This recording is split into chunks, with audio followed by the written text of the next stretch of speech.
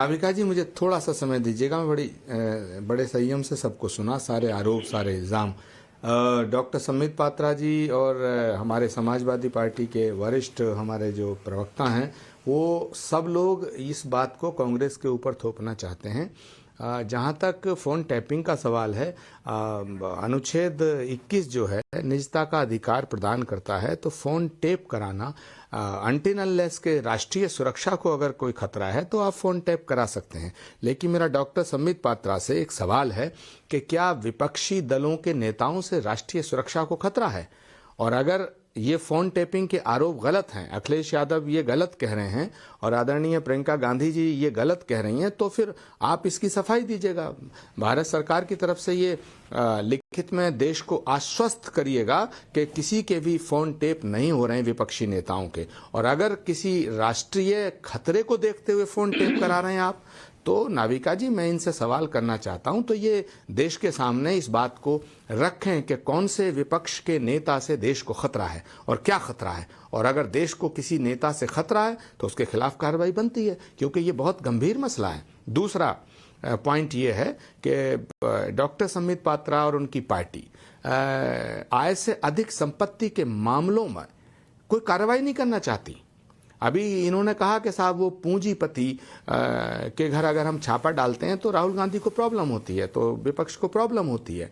अरे भाई, सवाल इस बात का है कि आपने कौन से पूंजीपति के यहाँ छापा डाला? ये जो समाजवादी पार्टी के नेता हैं राजीव राय, उनके घर तुमने छापा डाला, पता कितना पैसा मिला? 18,000 रुपया कैश। 18,000 रुपया कैश मिला, उन्हें पूंजीपति कहते हो। अगर पूंजीपतियों के यहाँ छापा डालने की हिम्मत आपकी सरकार में है तो अडानी के छापा डालो ना, अंबानी के छापा क्यों नहीं डालते आप? हिंदुजा के, टाटा के क्यों नहीं छापा डालते? ये है ना पूंजीपति। जो राहुल गांधी जी रोज कहते हैं कि 10 मित्रों को लाखों करोड़ रुपया फायदा पहुंचाते हैं, उनमें से किसी एक के छापा डालो तो हम यकीन करेंगे कि आपने किसी पूंजीपति के यहाँ छापा डाला। तीसरा पॉइंट ये है, मैं ये कहना चाहता हूं कि आप भ्रष्टाचार से मुक्त नहीं कराना चाहते इस देश को, इस व्यवस्था को, क्योंकि आय से अधिक संपत्ति का केस मायावती जी के ऊपर और समाजवादी पार्टी के नेताओं के ऊपर कई सालों से दर्ज हैं। आपने क्या कार्रवाई की? अगर आप उन पर कार्रवाई नहीं करना चाहते, आप दिखाना चाहते हैं ये छोटे मोटे छापे डाल करके, उन्हें एक तो बदनाम करना चाहते हैं सारे विपक्ष के नेताओं को। मैं फिर इसको साफ कर दूं, क्लैरिफाई कर दूं नाविका जी, कि ये भ्रष्टाचार के खिलाफ लड़ाई नहीं लड़ना चाहते।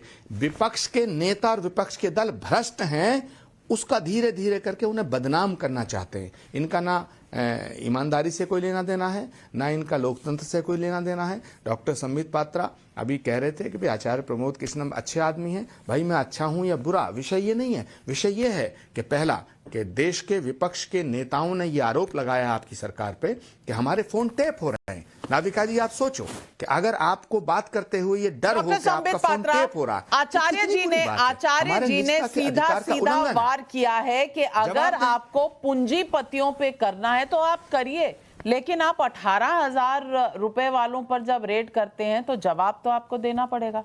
जवाब दीजिए। हाँ, 18,000 रुपया मिला राजीव राय के घर से। वो कौन से पूंजीपति हैं?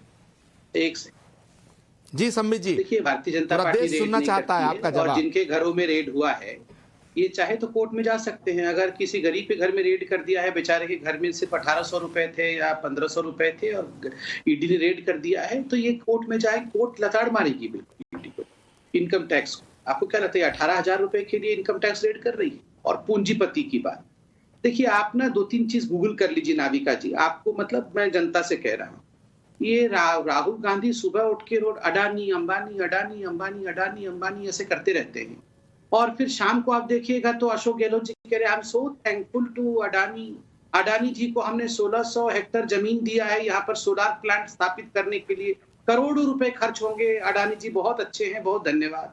और उसके बाद तुरंत आप देखेंगे उनकी पंजाब की सरकार अडानी जी को एक कुछ कार्यक्रम वहां पर करवा रही है। मैं तो पंजाब का बता देता हूँ, 6100 मेगावाट का जो इलेक्ट्रिसिटी का काम है वो अडानी को दिया है।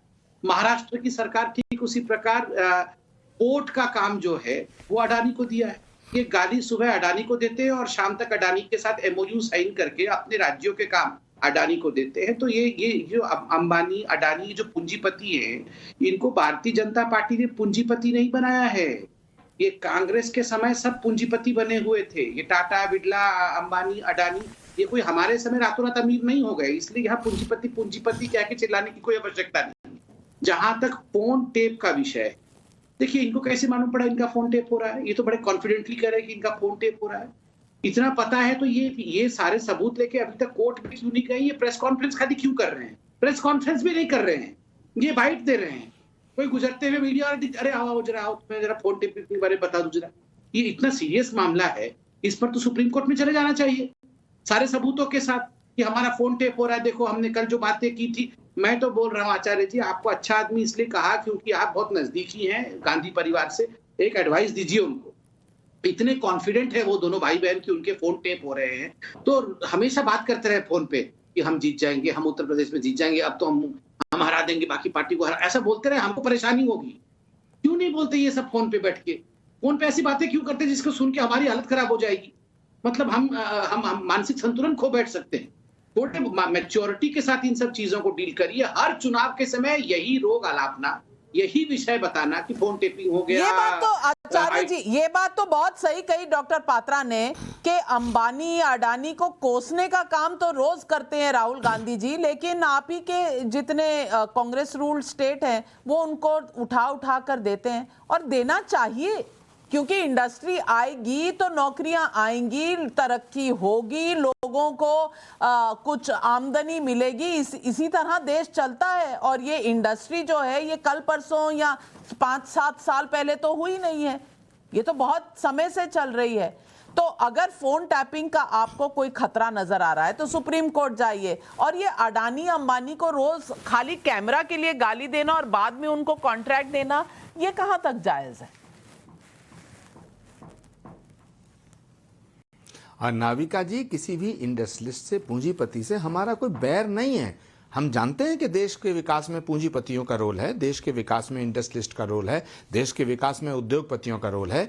सवाल ये नहीं है, सवाल ये है कि डॉक्टर संबित पात्रा ने ये कहा कि भाई हम तो पूंजीपतियों के यहाँ अगर छापा मारते हैं तो कांग्रेस को प्रॉब्लम होती है, और वैसे रोज पूंजीपतियों को आप लोग क्रिटिसाइज करते हैं। सवाल इस बात का है, मैंने ये कहा कि भाई कौन से पूंजीपति के यहाँ आपने छापा मारा? आप एक का तो नाम बताओ ना, कौन से पूंजीपति के छापा मारा? दूसरी बात, मैंने ये सवाल किया, उसका जवाब डॉक्टर पात्रा ने नहीं दिया। मैंने ये कहा कि अगर आय से अधिक संपत्ति का केस मायावती जी के खिलाफ दर्ज है, आपने कौन सी कार्रवाई की?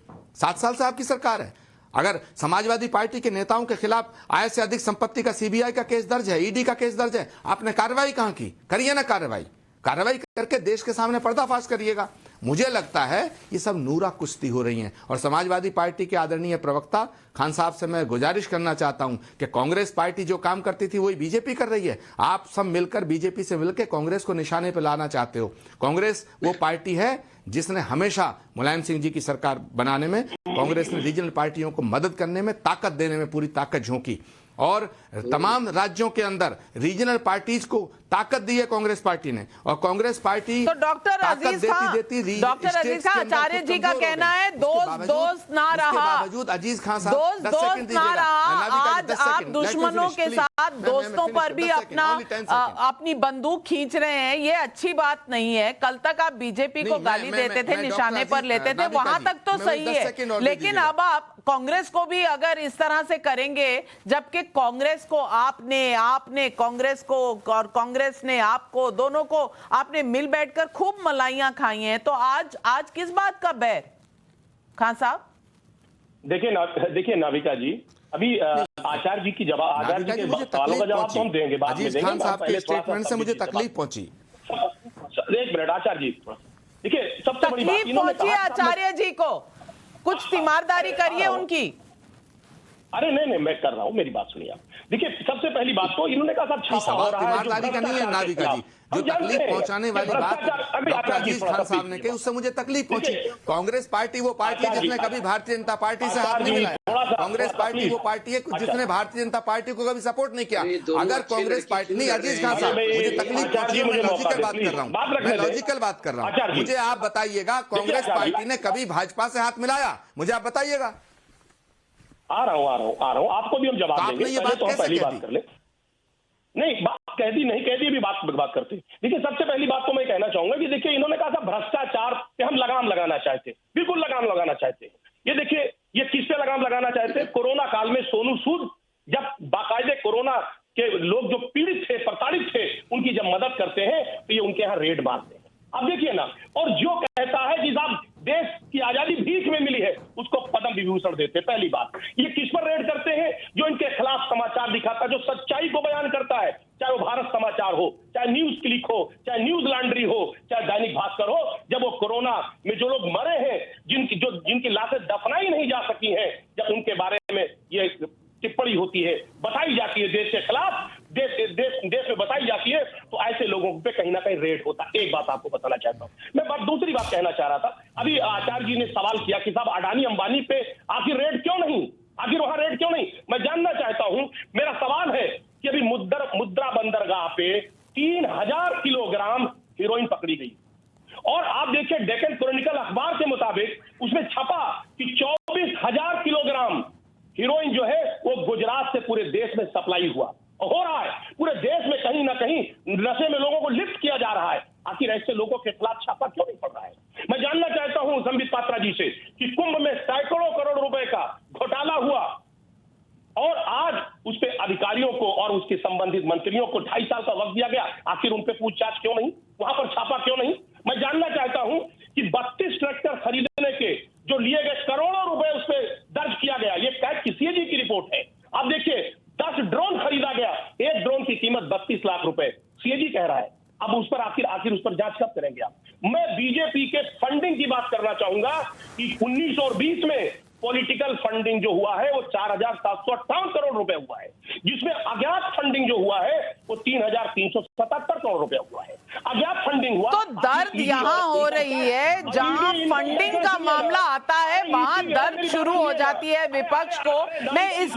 मैं इसका जवाब डॉक्टर पात्रा से मांगूंगी, लेकिन ट्विटर के जरिए पब्लिक सवाल पूछ रही है, और अनूप कुमार जी ट्विटर के जरिए सवाल पूछ